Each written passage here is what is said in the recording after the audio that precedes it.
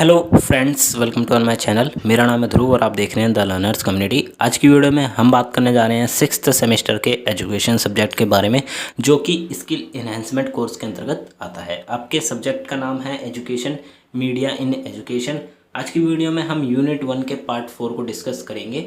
Unit 1 में total 4 parts आपको पढ़ने हैं। 3 पार्ट्स हम ऑलरेडी कवर करा चुके हैं, उनकी वीडियो हमारे चैनल पर अपलोडेड है, आप जाके उन्हें देख सकते हैं और उनके नोट्स भी आप पढ़ सकते हैं। तो जो आपका आज का यूनिट है और आज का यूनिट का पार्ट है वो है शिक्षा में मास मीडिया, इलेक्ट्रॉनिक और डिजिटल मीडिया के बारे में। इससे पहले जो तीसरा पार्ट था वो था प्रिंट मीडिया के बारे में। तो चलिए वीडियो को शुरू करते हैं। और अगर अभी तक आपने हमारा चैनल सब्सक्राइब नहीं किया तो प्लीज़ चैनल को सब्सक्राइब करें और वीडियो पूरा देखिए। काफ़ी ज़्यादा इंपॉर्टेंट वीडियो आपके लिए। इससे रिगार्डिंग कुछ भी आपसे पूछा जा सकता है आपके एग्जाम्स में, जो कि नेक्स्ट मंथ होने वाले हैं।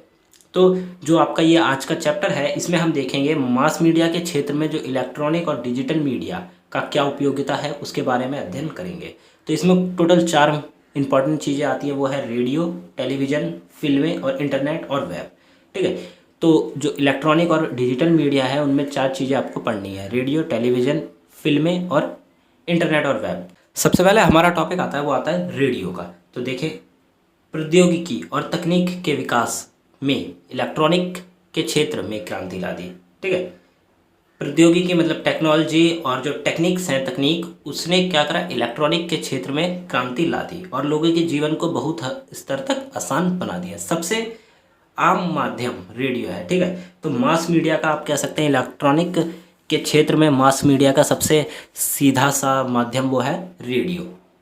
रेडियो का प्रसारण एनालॉग तकनीक के साथ आरंभ हुआ। रेडियो एनालॉग माध्यम द्वारा फ्रीक्वेंसी मॉड्यूलेशन पर कार्य करता है। ठीक है, तो रेडियो किस पर काम करता है? फ्रीक्वेंसी मॉड्यूलेशन पर। एनालॉग रेडियो प्राकृतिक आवाज़ प्रसारित करता है।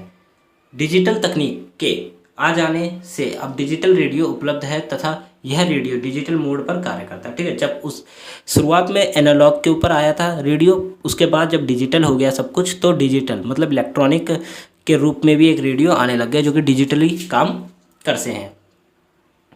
इसका अर्थ है कि डिजिटल रेडियो गणितीय व्यवस्था का उपयोग करते हुए आवाज़ का प्रसारण करता है तथा प्रसारण के लिए 0-1 बाइनरी संख्या का प्रयोग करता है। तो जो डिजिटल रेडियो है वो किसका प्रयोग करते हैं? वो गणितीय व्यवस्था का प्रयोग करते हैं और उसके अंदर वो बाइनरी संख्या का प्रयोग करके क्या करते हैं? आवाज़ को एक स्थान से दूसरे स्थान तक भेजने का काम करते हैं तथा यह तकनीक कंप्यूटर में डाटा स्थानांतरित करने के लिए भी प्रयोग में लाई जाती है। तो ये जो 0 और 1 की बाइनरी तकनीक है, ये कंप्यूटर में भी यूज़ की जाती है डाटा को बनाए रखने के लिए। ठीक है, जनरेट करने के लिए, प्रोसेस करने के लिए और उसको एक जगह से दूसरी जगह भेजने के लिए। रेडियो के माध्यम से किसी भी संदेश को एक समय पर लाखों करोड़ों लोगों तक पहुंचाया जा सकता है, वह भी बड़े आराम से। ठीक है, तो सिंपल सी बात है, रेडियो के माध्यम से अगर आप रेडियो उसमें बैठे रेडियो स्टेशन में और आपने वहाँ से कोई मैसेज भेजा, तो जितने लोग भी वो मैसेज सुन रहे होंगे वो एक ही बार में सबके पास पहुँच जाएगा। ठीक है, तो इससे क्या होता है, काफ़ी आसान माध्यम है किसी मैसेज को एक साथ कई सारे लोगों तक भेजने का। जब रेडियो का उपयोग शिक्षण प्रक्रिया में किया जाता है तब हम इसे शैक्षिक रेडियो कहते हैं। ठीक है, जब भी आप रेडियो का प्रयोग किस में करेंगे? शिक्षा के क्षेत्र में करेंगे, तो हम उसे शैक्षिक रेडियो कहेंगे। शैक्षिक कार्यक्रम को रेडियो पर प्रसारित किया जाता है ताकि दूर दराज इलाकों में रहने वाले लोग या बच्चों जिनके पास अध्ययन का कोई और तकनीक नहीं है, रेडियो के द्वारा शिक्षा ग्रहण कर सकते हैं। ठीक है, तो रेडियो पर काफ़ी सारे आप कह सकते हैं कि ऐसे कार्यक्रम आते हैं जो कि एजुकेशन से रिलेटेड होते हैं। उन कार्यक्रमों का क्या काम है? उन लोगों तक पहुंचना जहां पे किस अच्छी सुविधाएं नहीं है, दूर दराज इलाकों में रहने वाले बच्चों तक पहुंचना, ताकि वो भी अपनी शिक्षा ग्रहण कर सके। ठीक है, इसीलिए रेडियो पे काफ़ी सारे स्टडी से रिलेटेड, एजुकेशन से रिलेटेड प्रोग्राम्स चलाए जाते हैं। रेडियो कार्यक्रम के आरंभ में विषय विशेषज्ञ द्वारा एक तरफा होता था। ठीक है, जब शुरुआत में जब चीज़ें स्टार्ट हुई थी कि एजुकेशन दी जाएगी रेडियो के थ्रू, तो शुरुआत में ये एक तरफा था। मतलब जो विशेषज्ञ थे वो अपनी पसंद के टॉपिक्स पर ही बात करते थे, आपको नॉलेज देते थे। परंतु कुछ समय बाद विषय छात्र तथा विशेषज्ञों के बीच में 2 तरफा होता है।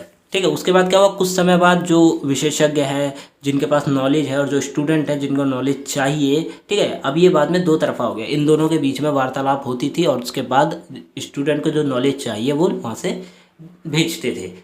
चीज छात्र जानना चाहते थे, विशेषज्ञ उन्हें रेडियो के द्वारा बताते थे।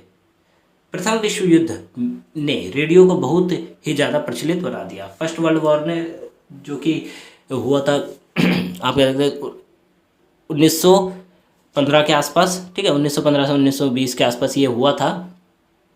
तो इस विश्व युद्ध ने क्या करा, रेडियो को प्रचलित बना दिया। रेडियो का प्रयोग 1915 में अमेरिका में समाचार प्रसारित करने के लिए किया जाता था। पहले radio station Petersburg, New York, Chicago में 1920 में स्थापित किए गए। ठीक है, तो सबसे पहले अमेरिका में रेडियो का प्रयोग सिर्फ समाचार को प्रसारित करने के लिए किया जाता था, न्यूज़ को एक स्थान से दूसरे स्थान तक भेजने के लिए।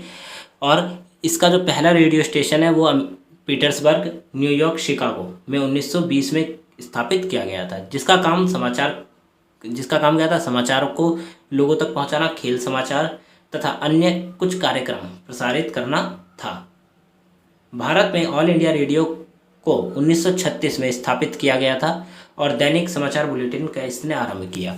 तो भारत में ऑल इंडिया रेडियो जो आता है AIR FM, ये 1936 में स्थापित किया गया था और इसका काम क्या था, समाचार, दैनिक समाचार बुलेटिन को आरंभ करना। मतलब कि दिन में एक बार आपको जितने भी समाचार हैं वो सारे आपको 1 मिनट में, 2 मिनट में, 10 मिनट में आपको सारे समाचार की बता देना। ठीक है, इसका काम ये था। 1946 में ऑल इंडिया रेडियो को सूचना और प्रसारण विभाग को स्थानांतरित कर दिया गया। ठीक है, तो 1946 में ऑल इंडिया रेडियो को सूचना और प्रसारण विभाग को दे दिया गया। भारत में और कई रेडियो स्टेशन की स्थापना की गई। 1957 में एक रेडियो स्टेशन या रेडियो चैनल विविध भारती शुरू किया गया, जिसने रेडियो के क्षेत्र में लोगों की रुचि और लोकप्रियता को काफ़ी हद तक बढ़ा दिया। अब उसके बाद क्या हुआ, 1957 में एक चैनल आया रेडियो का जिसका नाम था विविध भारती। तो इसने क्या करा, इस चैनल ने लोगों का जो रुचि है रेडियो के प्रति, लोगों को रेडियो को सुनने की जो रुचि है, इसको बहुत हद तक बढ़ा दिया। फिर आता है स्काई रेडियो चैनल को 1 अप्रैल 1994 को लॉन्च किया गया, जिसने अपने सब्सक्राइबर को 20 रेडियो चैनल को सैटेलाइट के माध्यम से सुनने में सक्षम बनाया। अब क्या हुआ, एक स्काई रेडियो चैनल को लॉन्च किया गया 1 अप्रैल 1994 को, जिसने जितने भी लोग जो रेडियो सुनते थे उनको और अधिक 20 चैनल तक सुनने की सुविधा उपलब्ध कराई। डिजिटल रेडियो ने लोगों को रेडियो की तरफ ज़्यादा खींचा। ठीक है, यहाँ पर रेडियो आएगा, वीडियो नहीं। तो डिजिटल रेडियो ने क्या करा, लोगों को रेडियो की तरफ ज़्यादा खींचा। डिजिटल रेडियो के द्वारा लोग कहीं भी बैठकर रेडियो सुन सकते तथा रेडियो के क्षेत्र में भी नए नए प्रोग्राम और कार्यक्रम लाए गए, जिससे लोगों का ध्यान आकर्षित किया जा सके। डिजिटल रेडियो, आपके फ़ोन में जो रेडियो है वो भी डिजिटल है। ठीक है, आप जो आप कह सकते हैं एक मशीन लेके घूमते थे हाथ में, जिसमें रेडियो सहित मेमोरी कार्ड के थ्रू भी गाने सुने जा सकते थे। ठीक है, वो भी एक डिजिटल रेडियो था। तो इस प्रकार के रेडियो ने लोगों को काफ़ी हद तक क्या कर दिया, रेडियो के प्रति रुचि उनकी बढ़ा दी।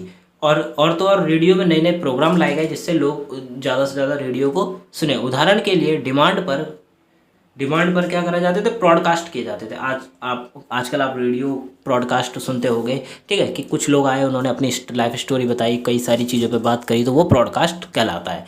ठीक है, तो ब्रॉडकास्ट किया जाता था ऑडियो स्ट्रीमिंग के द्वारा, तथा जाने माने लोग रेडियो पर आकर अपनी बातें करते थे। फिर आता है मन की बात, जो कि प्रधानमंत्री मोदी द्वारा आरंभ किया गया था। यह भी रेडियो कार्यक्रम ही एक है।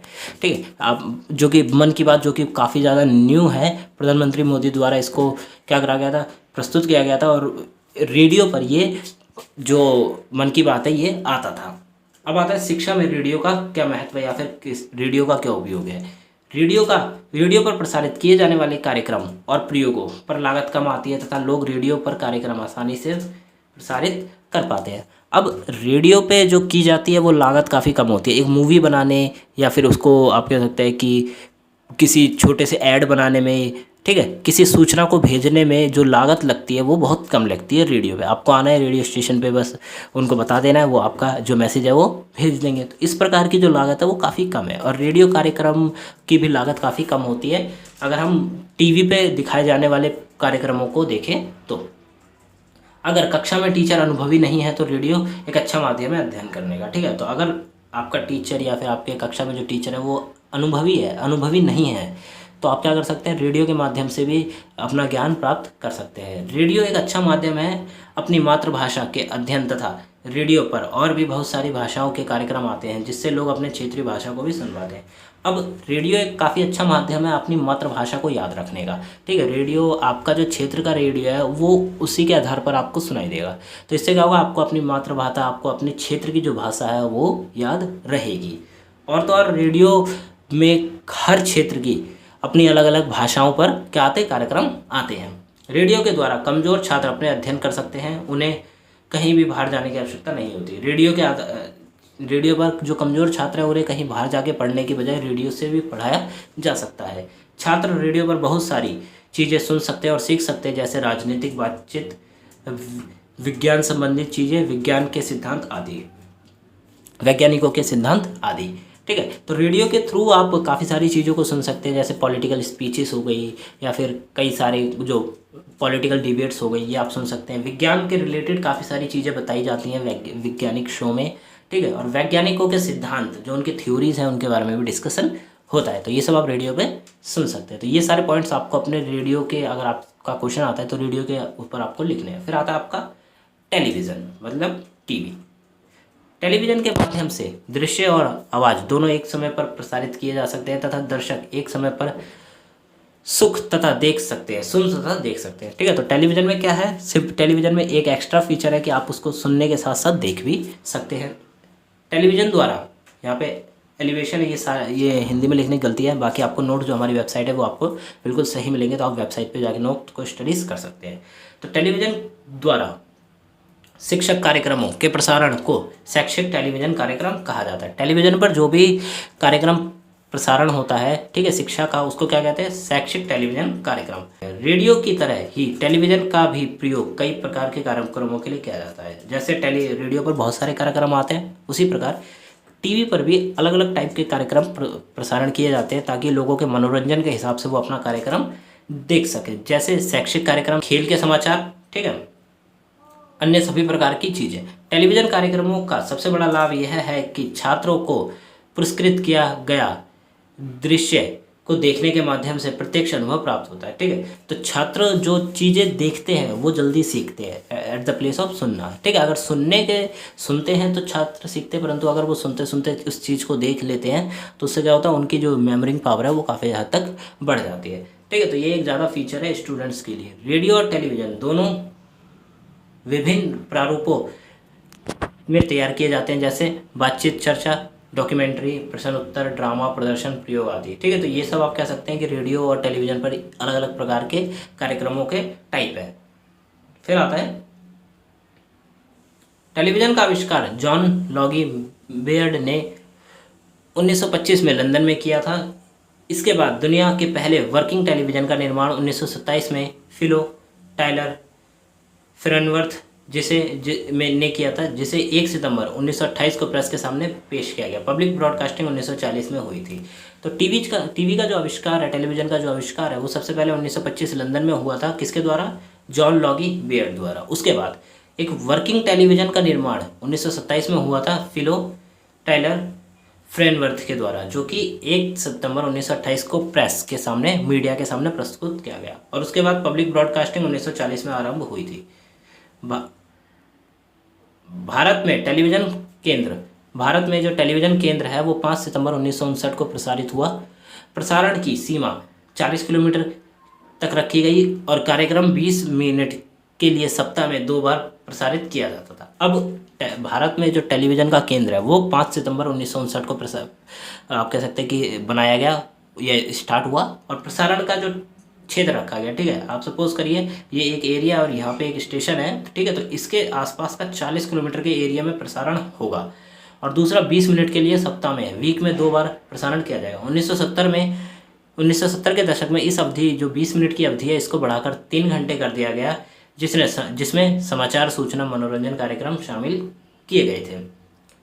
टेलीविज़न उद्योग को 80 के दशक में आवश्यक बढ़ावा मिला जब दूरदर्शन ने 1982 में एशिया खेल के दौरान रंगीन टीवी पेश किया था। ठीक है, तो दूरदर्शन ने 1982 में एशिया खेल के दौरान क्या करा, रंगीन टीवी प्रस्तुत किया। तो टीवी का जो क्षेत्र है, टीवी उद्योगों का जो क्षेत्र है वो काफ़ी ज़्यादा बढ़ा। 90 के दशक की शुरुआत में खाड़ी युद्ध के दौरान विकास का दूसरा चरण देखा गया। CNN, स्टार टीवी, घरेलू चैनल जैसे सन टीवी चैनलों ने 1980 के दशक में सिग्नल को प्रसारण किया और उपयोगों उपग्रह के द्वारा। अब क्या हुआ, 80 के दशक में दूरदर्शन ने एक टीवी प्रस्तुत किया जो कि रंगीन था। उसके बाद 90 के दशक में CNN, स्टार टीवी और घरेलू चैनल जैसे ZV या फिर सन टीवी ने सैटेलाइट के थ्रू टीवी को चलाने के लिए क्या करा, इस प्रकार का सेटअप बना लिया था कि सैटेलाइट के थ्रू ही टीवी पे जो प्रसारण है उसको किया जाएगा। तो काफ़ी ज़्यादा टीवी का क्षेत्र में काफ़ी ज़्यादा बढ़ोतरी हुई। शिक्षा में टेलीविज़न का क्या रोल है, तो शिक्षा के क्षेत्र में टेलीविज़न एक महत्वपूर्ण तकनीक है। शिक्षा के क्षेत्र में टेलीविज़न के द्वारा शिक्षार्थी बहुत सारी चीज़ें सीख सकते हैं। फिर एक स्कीम आई थी EDU-SAT, पहला भारतीय उपग्रह था जो देश के दूर दराज इलाकों को कक्षा से जोड़ता था। ठीक है, तो आप ये जो कह सकते हैं उपग्रह के नाम से रखा गया या फिर इसको एक स्कीम कह सकते हैं। ठीक है, जिसने क्या करा, दूर दराज ऐसे इलाके जहाँ पे टीचर या फिर स्कूल नहीं है, वहाँ के स्टूडेंट्स को, बच्चों को किनसे, क्लासरूम से जोड़ने का काम किया। 3 राज्य कर्नाटक, महाराष्ट्र और मध्य प्रदेश के तीनों विद्यालय उपग्रह के माध्यम से जुड़े हुए थे। ठीक है, तो कौन कौन से, कर्नाटक, महाराष्ट्र और मध्य प्रदेश के जो 3 विश्वविद्यालय हैं वो किससे जुड़े हुए थे, क्लासरूम से जुड़े हुए थे। दूसरे चरणों में आप कह सकते हैं कि उपग्रह राज्य को और 2 राज्यों को जोड़ेगा। कौन कौन से ये नहीं बताया गया था, परंतु बाद में 2 और राज्यों को जोड़ दिया। टोटल 5 स्टेट्स हो गए थे जो कि एक दूसरे से कनेक्टेड थे। ठीक है, सैटेलाइट के थ्रू और जो शिक्षा का क्षेत्र है उसमें कार्य कर रहे थे। 2 राज्य और 1000 से अधिक कक्षाओं को भी जोड़ेगा। फिर आता है इलेक्ट्रॉनिक टीवी कार्यक्रम के कुछ महत्वपूर्ण प्रकार, संवाद, साक्षरता, पैनल चर्चा, फोन इन कार्यक्रम, प्रश्न उत्तर, नाटक, वर्चुअल कक्षाएं। तो इलेक्ट्रॉनिक टीवी पर कुछ कार्यक्रम आते थे, वो कुछ ये हैं। ठीक है, ये वो कार्यक्रम है जो आया करते थे। भारत में कुछ पिछले शैक्षिक टेलीविज़न प्रोजेक्ट। ठीक है, तो भारत में जो आप कह सकते हैं कि अतीत में कुछ ऐसे प्रोजेक्ट लाए गए थे जो कि शिक्षा के क्षेत्र के लिए थे। तो वो कौन कौन से थे, माध्यमिक विद्यालय टेलीविज़न योजना 1961 में आई थी। दिल्ली कृषि टेलीविज़न परियोजना जो कि कृषि दर्शन टीवी चैनल पे आती थी 1966 में। सैटेलाइट आदेशनात्मक टेलीविज़न प्रोग्राम साइट 1975 में। भारतीय राष्ट्रीय उपग्रह परियोजना 1982 में। इग्नू दूरदर्शन टेलीकास्ट 1991 में। ज्ञान दर्शन एजुकेशनल चैनल 2000 में। ठीक है, तो ये कुछ प्रोजेक्ट्स आए थे।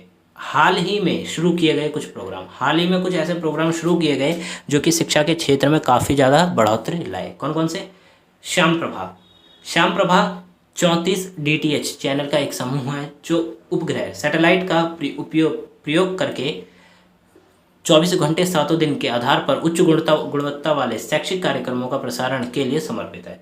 तो श्याम प्रभा एक 34 चैनलों का ग्रुप है। ठीक है, जो कि क्या करता है, 24 घंटे 7 दिन उच्च गुणवत्ता वाले शैक्षिक कार्यक्रम प्रदान करता है तथा प्रतिदिन 4 से 8 घंटे की नई सामग्री जिसे 5 से 3 बार दिन में दोहराया जाता, 5 से 3 बार दिन में दोहराया जाता था। ठीक है, तो आप कह सकते हैं कि 4 से 8 घंटे तक की जो टाइम ड्यूरेशन है उसको दिन में 5 से 3 बार दोहराया जाता था। ठीक है, और वो कार्यक्रम शिक्षा से रिलेटेड होते थे। फिर आता है एक PM ई-विद्या का प्रमुख पहलुओं में से 12 PM ई-विद्या चैनल है। ठीक है, तो PM ई-विद्या एक प्रमुख पहलू है जिसमें आप कह सकते हैं कि ग्रुप है, वो भी एक चैनल का, जिसमें 12 PM ई-विद्या चैनल है जो संबंधित कक्षाओं से संबंधित है शैक्षिक सामग्री को प्रसारित करने के लिए। इस ग्रुप में 1 से 12 क्लास तक क्या करा जाता था, चैनल लाइव कक्षाओं पर आधारित थी। क्लास 1 से क्लास 12 तक ये सब चीज़ें किस पे, टीवी पे प्रसारित की जाती थी। फिर आता है फिल्में। ठीक है, डिजिटल उसमें फिल्में भी देख लेते हैं। तो भारत में फिल्मों का इतिहास का पता 1913 में लगाया जा सकता है, जब दादा साहब फाल्के की राजा हरिश्चंद्र की पहली पूर्ण लंबी वाली फीचर फिल्म रिलीज हुई थी। ठीक है, तो भारत में फिल्म का इतिहास 1913 से लगाया जाता है, जब पहली फिल्म किनकी, दादा साहेब फाल्के की राजा हरिश्चंद्र आई थी, जो कि मूक मूवी थी। ठीक है, बिन बोलती फिल्म थी। यह पूरे देश में बहुत ज़्यादा हिट होने वाली फिल्म साबित हुई। मुख्य युग के दौरान भारत ने विभिन्न शैलियों पर 1000 से अधिक फिल्में बनाई थी। द मेलोडी ऑफ लव 1929 द्वारा भारत में प्रदर्शित द टॉकीज युग को गति प्रदान की। भारत की पहली बोलती फिल्म आलम आरा 1931 में निर्देशित की गई थी। ठीक है, तो आलम आरा से पहले जितनी भी फिल्में आई वो बिन बोलती फिल्म थी, मतलब उनमें आवाज़ नहीं थी, सिर्फ आप सीन को देख सकते थे। ठीक है, परंतु जब आलम आरा आई तो उसके बाद मूक युग जो है वो समाप्त हो गया और 1931 के बाद बोलने वाली फिल्मों का आरंभ हुआ। फिर आता है बॉलीवुड। भारत का मुंबई स्थित फिल्म उद्योग दुनिया में फिल्म का सबसे बड़ा निर्माता है, जो दुनिया में प्रति वर्ष 3 बिलियन से अधिक दर्शकों को आकर्षित करता है। ठीक है, तो बॉलीवुड पूरी दुनिया में सबसे ज़्यादा बड़ा फिल्म उद्योग है।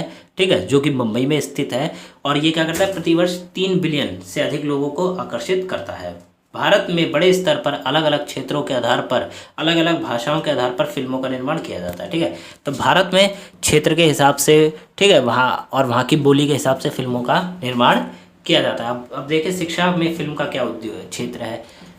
तो फिल्मों से छात्रों बहुत सारी चीज़ें सीख सकते हैं। तो फिल्म से जो स्टूडेंट है वो काफ़ी सारी चीज़ें सीख सकते हैं। वो इस प्रकार है, दृश्य देखने के लिए फिल्म महान है। जो व्यक्ति दृश्य देख पाता है उसके लिए फिल्म क्या है, महान है। प्रत्येक छात्र की अपनी सीखने की शैली होती है। कुछ छात्र देखकर बहुत जल्दी सीखते हैं तो कुछ सुनकर। जो छात्र देखकर बहुत जल्दी सीख पाते हैं उनके लिए टेलीविज़न एक बहुत उपयोगी माध्यम है तथा विज्ञान जैसे विषय में विशेष रूप से उपयोगी होता है, जैसे सौरमंडल, ग्रह की नीति, मानव हृदय कार्यक्रम मंडल आदि। तो जो भी स्टूडेंट्स देखकर कुछ चीज़ें जल्दी सीख पाते हैं उनके लिए टेलीविज़न एक काफ़ी इंपॉर्टेंट चीज़ है और टेलीविज़न के थ्रू आप वो सारी चीज़ें बहुत आसानी से सीख सकते हैं जिनको सुने बिना नहीं सीखा जा सकता। उदाहरण के लिए आप अगर विज्ञान के क्षेत्र में बात करें, ठीक है, तो सौरमंडल के बारे में अगर आपको कुछ सीखना है तो आप टेलीविज़न पर देखकर उसे काफ़ी अच्छे से सीख सकते हैं, ना कि एक हद तक आप उसे सुन के सीख पाएंगे। फिर आता है किताबों की तरह फिल्में भी छात्रों के विभिन्न पात्रों के जीवन को परिचित करती है। ठीक है, तो किताबों की तरह जो फिल्में हैं वो भी स्टूडेंट को किसी एक पर्टिकुलर व्यक्ति के जीवन के बारे में काफ़ी कुछ बताती हैं। फिल्म छात्र को दिखा सकती हैं कि दुनिया विभिन्न क्षेत्रों में अलग अलग जीवन किस प्रकार व्यतीत कर रहे हैं। अब जो एक मूवी है, ठीक है, हम अलग अलग टाइप की मूवीज़ देखते हैं। हम कोरियन मूवीज़ भी देखते हैं, हम हॉलीवुड मूवीज़ भी देखते हैं, जर्मनी की कई फिल्में आप लोग देखते होंगे। तो इस प्रकार से आप कह सकते हैं कि वो फिल्में हमें बताती हैं कि वहाँ के लोगों का रहन सहन किस प्रकार का है, उनकी स्थिति क्या है, उनका रहन सहन क्या है। तो हम अलग अलग प्रकार की फिल्में देख के अलग अलग देशों की रहन सहन की स्थिति को जान सकते हैं, उनके कल्चर के बारे में जान सकते हैं। तथा समाज और भूगोल जैसे क्षेत्रों में टेलीविज़न का विशेष उपयोग है। ठीक है, सामाजिक और भौगोलिक क्षेत्रों में टेलीविज़न का उपयोग जो है वो काफ़ी अधिक है।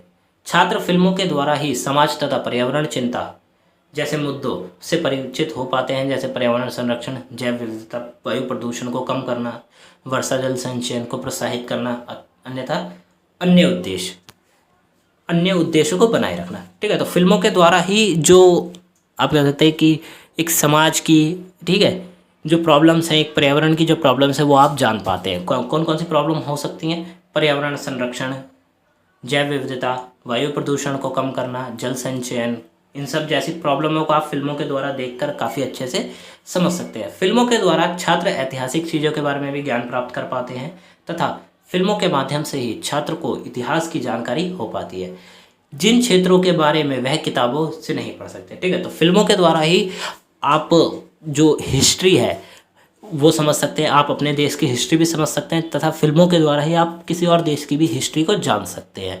ठीक है, वो चीज़ें आप बुक्स में पढ़ने के लिए ढूंढेंगे तो आपको बहुत टाइम लगेगा, तो फिल्मों के द्वारा आप उनको काफ़ी आसानी से समझ सकते हैं।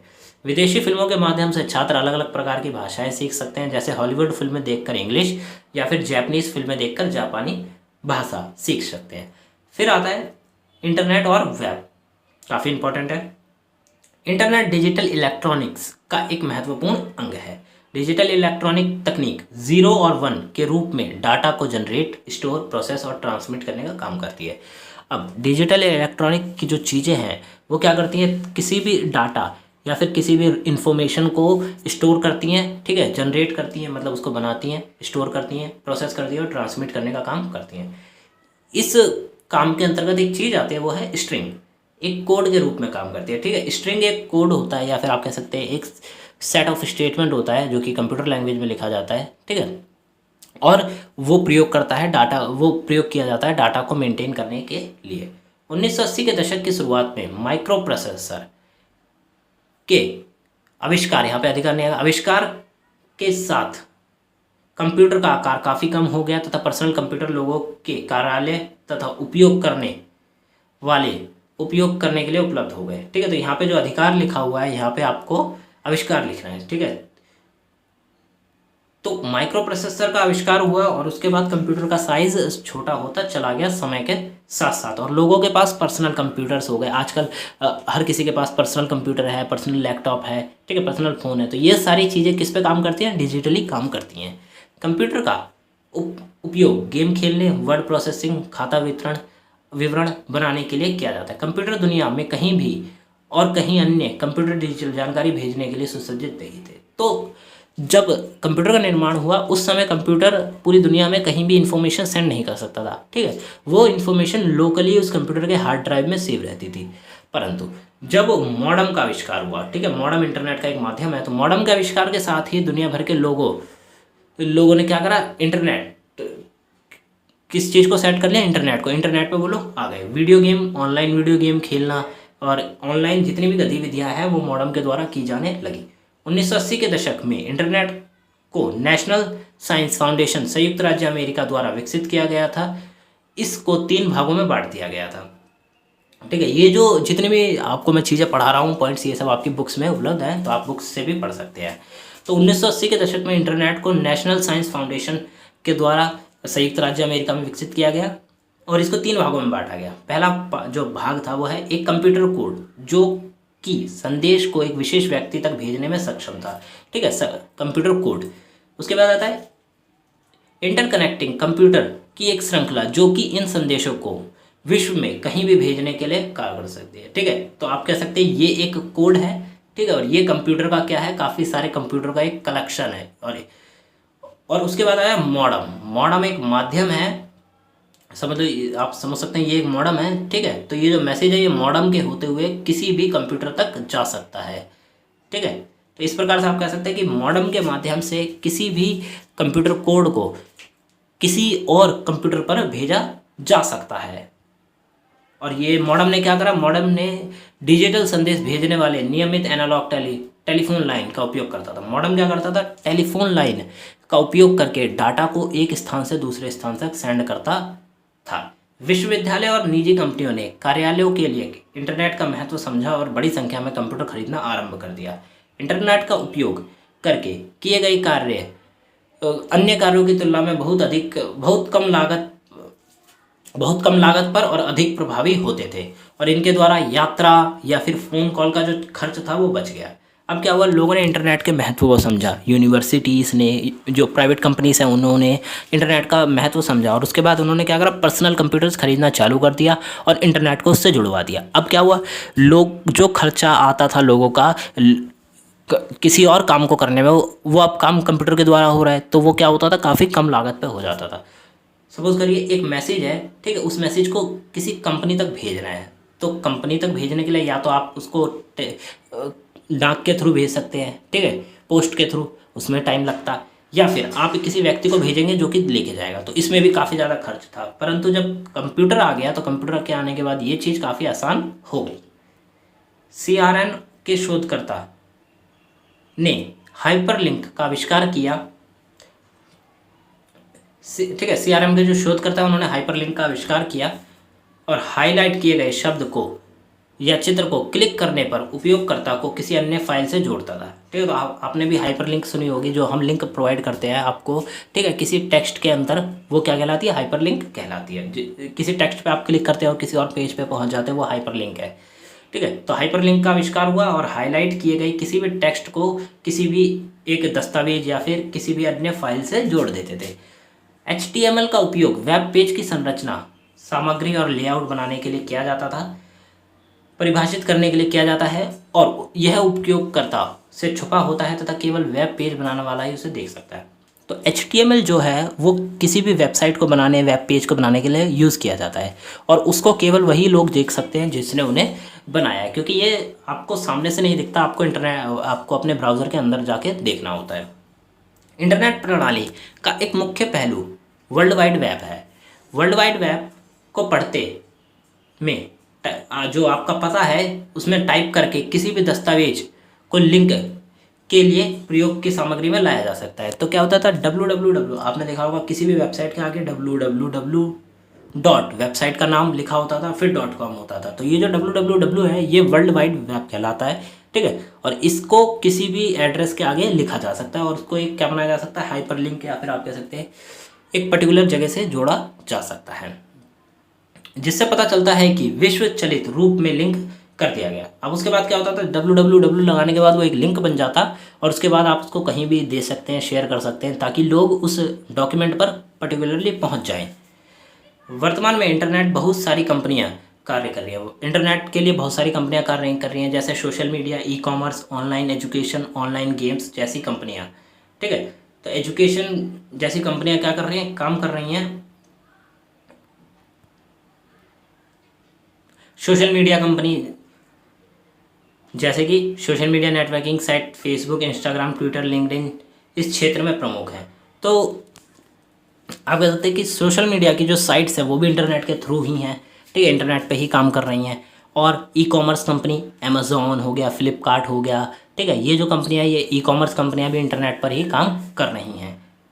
इंटरनेट पर कोई भी व्यक्ति अपनी मनपसंद चीज़ देखकर अपना मनोरंजन प्राप्त कर सकता है। कम लागत तथा अच्छी शिक्षा। अब बात करें कि जो इंटरनेट का क्या प्रयोग है शिक्षा के क्षेत्र में, तो कम लागत अच्छी शिक्षा। तो सिंपल सी बात है, यहाँ पे आप जो कम लागत में अच्छी शिक्षा प्राप्त कर सकते हैं। जैसे कि आप यूट्यूब से पढ़ सकते हैं, अगर आपको कोई पर्टिकुलर चीज़ पढ़नी है, आपको कोई कोर्स पढ़ना है तो आप यूट्यूब से पढ़ सकते हैं, ठीक है। बहुत सारी चीज़ें यूट्यूब पे अवेलेबल है, लाखों करोड़ों वीडियोस अवेलेबल है एजुकेशन से रिलेटेड। तो कम लागत में आप काफ़ी अच्छी प्रकार की शिक्षा ग्रहण कर सकते हैं। फिर आता है छात्र, शिक्षक और सहकर्मी के बीच बातचीत। इंटरनेट के थ्रू आप क्या कर सकते हैं, एक ग्रुप बना सकते हैं किसी भी एक प्लेटफॉर्म पर और वहाँ पे आप बातचीत कर सकते हैं। आप उसमें अपने टीचर को जोड़ सकते हैं, आप अपने ग्रुप मेंबर्स को जोड़ सकते हैं, क्लासमेट्स को जोड़ सकते हैं और आप क्या कर सकते हैं, वहाँ पे बातचीत कर सकते हैं। अपने जो डाउट्स हैं, आपका जो आंसर है वो सब आप वहाँ पे भेज सकते हैं। तो ये काफ़ी ज़्यादा ईजी हो गया कि अगर स्टूडेंट क्लास में नहीं है तो भी वो टीचर से जुड़ा हुआ है। प्रभावी शिक्षण पर सीखने के उपकरण, ठीक है। तो जो स्टडी करने के लिए है उसके लिए काफ़ी ज़्यादा प्रभावी शिक्षण और सीखने के उपकरण भी आ चुके हैं। इंटरनेट का एक प्रमुख कारण बन गया है, ठीक है। तो इंटरनेट क्या बन गया, एक प्रमुख कारण बन गया है शिक्षा के क्षेत्र में। शिक्षक अपनी सारी सामग्री इंटरनेट पर अपलोड कर देते हैं, जिससे कि छात्र कहीं भी बैठकर नोट्स, पुस्तकें प्राप्त कर सके और अपनी शिक्षा को कर सके। कुछ टीचर्स वीडियो भी डाल देते हैं ताकि स्टूडेंट की हेल्प हो जाए। इंटरनेट पर बहुत सारी शैक्षिक ऐप उपलब्ध हैं जो कि छात्रों को बिना किसी खर्च के शिक्षा प्रदान करते हैं। तो आप प्ले स्टोर पर देखेंगे तो आपको कई सारे ऐसे ऐप्स मिल जाएंगे जो कि फ्री ऑफ कॉस्ट आपको स्टडी प्रोवाइड करते हैं, ठीक है। फिर आता है इंटरनेट एक सामान्य व्यक्ति के जीवन का एक महत्वपूर्ण हिस्सा बन गया है तथा प्रत्येक व्यक्ति इंटरनेट से वर्तमान में जुड़ा हुआ है, ठीक है। तो आप लोग भी, हम लोग भी, प्रत्येक व्यक्ति इंटरनेट से जुड़ा हुआ है वर्तमान में। ये जो आप वीडियो देख रहे हैं ये भी आप इंटरनेट पे देख रहे हैं, यूट्यूब पे, ठीक है। आप हमारे नोट्स पढ़ेंगे ये भी आप इंटरनेट पर ही देखेंगे, ठीक है। तो प्रत्येक व्यक्ति क्या है, इंटरनेट से काफ़ी ज़्यादा जुड़ा हुआ है। तो ये थे आपके आज के नोट्स। आपका यूनिट 1 आज की वीडियो में कंप्लीट हो चुका है। अब हम यूनिट 2 के बारे में नेक्स्ट वीडियो में बात करेंगे। तो आपको आज की वीडियो कैसी लगी आप हमें जरूर बताएं। वीडियो अच्छी लगी तो प्लीज़ वीडियो को लाइक करें, चैनल को सब्सक्राइब करें, जितना हो सके वीडियो को शेयर करें। डिस्क्रिप्शन बॉक्स में आपको नोट्स की लिंक मिल जाएगी, तो आप वहाँ से जाके स्टडी कर सकते हैं हमारे नोट्स को। और जितनी भी मिस्टेक इस वीडियो में है वो सारी मिस्टेक हम नोट्स में नहीं करेंगे, उन सारे नोट्स को आपको बिल्कुल अच्छे से बना के दिया जाएगा। तो आप हमारी वेबसाइट पर नोट्स को स्टडी कर सकते हैं। साथ में 3 यूनिट्स, या आप कह सकते हैं कि इसी यूनिट के 3 चैप्टर्स ऑलरेडी अपलोडेड हैं, आप उनके भी नोट्स वहाँ से पढ़ सकते हैं। और आपको हमारा टेलीग्राम का चैनल का भी लिंक मिल जाएगा, तो आप जाके उसे भी ज्वाइन कर सकते हैं। वहाँ पे मैं नोट्स की PDFs और काफ़ी सारी चीज़ें वहाँ अपलोड करता रहता हूँ, तो आपकी काफ़ी हेल्प हो जाएगी। तो मिलते हैं अगली वीडियो में। Thanks for visiting on my channel guys.